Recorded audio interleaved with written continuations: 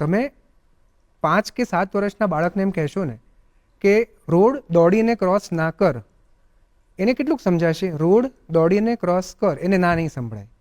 તમે એને કહેશો કે સામે સોફા ઉપર કૂદકો ન માર, એટલે એને સામે સોફા કૂદકો, આટલુંક સમજાશે, ના નહીં સંભળાય. બાળકોની ડિક્શનરીમાં હા અને ના હજી હોતા જ નથી. આપણે પહેલાં સમજવું પડે. એટલે જ્યારે આપણે બાળકને ઇન્સ્ટ્રક્શન આપીએ છીએ ત્યારે એ કમાન્ડ છે કે તું આ કર અને આ ના કર, કે એક્સપ્લેનેશન છે કે સોફા ઉપર ચડીએ તો સોફા બગડી શકે છે, તું બેસીને જોઈ જો, ચડવું જ હોય તો તું સીડી ચડી જોજે.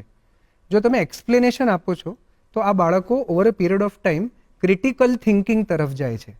ક્રિટિકલ થિંકિંગ એટલે કોઈક વસ્તુના ઊંડાણમાં જઈ સમજી અને સોલ્વ કરવી. બાકીના બાળકો ક્રિટિસિઝમ તરફ જાય છે.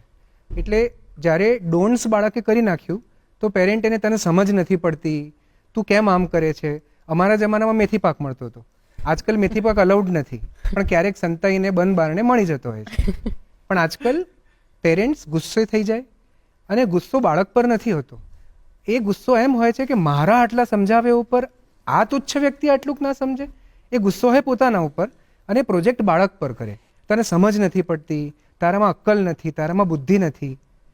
બાળકના મગજમાં આ બધી વસ્તુઓ તમને લાગે, પણ 3, 4, 5 વર્ષના બાળકોના મગજમાં આ બધા જ સેન્ટેન્સીસ કોર બિલીફની રીતે અંદર મગજમાં જતા રહે, અને સતત ક્રિટિસિઝમ જે બાળકની થતી હોય એને આગળ જતા લઘુતા ગ્રંથિ કે ઇન્ફિરિયોરિટી કોમ્પ્લેક્સીસ થઈ શકે છે.